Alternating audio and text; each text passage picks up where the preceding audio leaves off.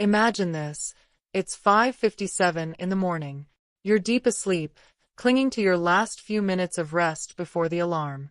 And suddenly, boom! Your neighbor's radio blasts through the paper-thin walls.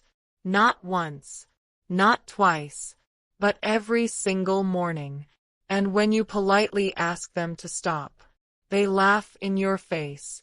Well, this is the story of how one man, armed with nothing but his electrical engineering knowledge, turned his neighbor's favorite morning routine into a nightmare she would never forget. If you've ever had a noisy neighbor or dreamed of giving someone a taste of their own medicine, hit that like button, subscribe, and get ready for one of the most satisfying revenge stories you'll hear today. I used to live in Montreal, in an old apartment building where the walls were so thin it felt like the entire block shared one giant room. You could hear everything. Pipes groaning, footsteps creaking overhead, even the clink of silverware next door. And unfortunately, my bedroom shared a wall with my neighbor's kitchen. Which wouldn't have been so bad, except this woman decided her mornings had to start at 5:55 a.m. with her radio blasting full volume. Every single day. At first, I thought maybe it was a one-time thing. But no, it became a ritual. While I was tangled in dreams, she was belting out to static-filled music rattling through my wall. I tried to handle it like an adult. Knocked on her door, politely asked, "Hey, would you mind moving the radio away from the shared wall, or maybe keeping the volume down in the mornings?" She gave me that look. You know the one. That smug, dismissive smirk that screams, "Your problem, not mine." And sure enough, the next morning at 6 sharp, boom, louder than before. So, I went to my landlord, sent him a letter, filed a noise complaint. Weeks passed, and you know what changed? Absolutely nothing. By now, my sleep-deprived brain was a dangerous cocktail of rage and exhaustion. I was an electrical engineering student, juggling projects and late-night study sessions. Sleep was gold, and every morning, she stole it from me. There's a special kind of frustration that comes from being ignored, from asking nicely, following the rules, begging for fairness, and being treated like you're invisible. That's when anger boils into something else. Determination. One morning, as I lay in bed, pillow over my head, a wicked idea sparked in my mind. At the time, I'd just been learning about how radios work. And here's the thing, every radio has a secret weakness. They all rely on something called an intermediate frequency, a fragile signal that everything depends on. If someone happened to flood that frequency with their own signal, the radio would be useless. Lucky for me, the lab at school had a dusty old frequency generator nobody ever touched. Imagine me strolling in, casually asking, "Hey, mind if I borrow this for a few weeks?" The looks I got, priceless. Raised eyebrows, confused smirks.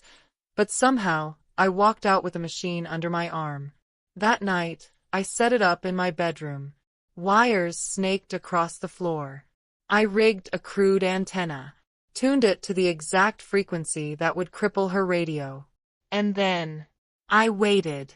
Morning came. Right on schedule. 5:57 a.m.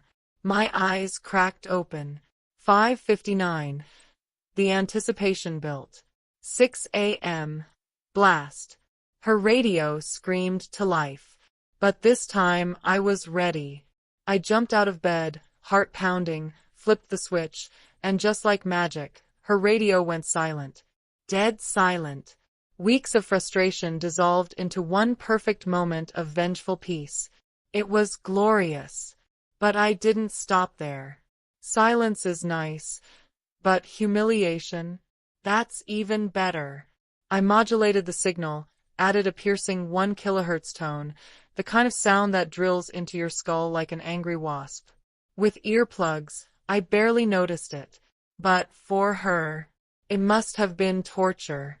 Every time she tried to play her beloved morning music, instead of sweet tunes, she got ear-splitting screeches. Days passed. Then weeks. Slowly, her habit broke. No more early morning concerts. No more blasting radio. Her kitchen became silent. And my bedroom, my sanctuary again. The best part? My own radio, just a few meters away, wasn't affected. Maybe better shielding, maybe distance. But either way, my little act of vengeance stayed laser-focused on the one person who deserved it. After a couple weeks of bliss, I returned the generator. Mission accomplished. And let me tell you, this wasn't just about sleep. It was about justice. About showing someone who thought they could stomp all over me that actions have consequences. Every morning after that, I woke up naturally, sunlight streaming through my window, and smiled. Because I knew her favorite routine had been dismantled by the neighbor she tried to ignore. In the end, the woman who thought she owned the mornings got front row seats to the sound of her own downfall. And me. I got what I wanted most. Silence.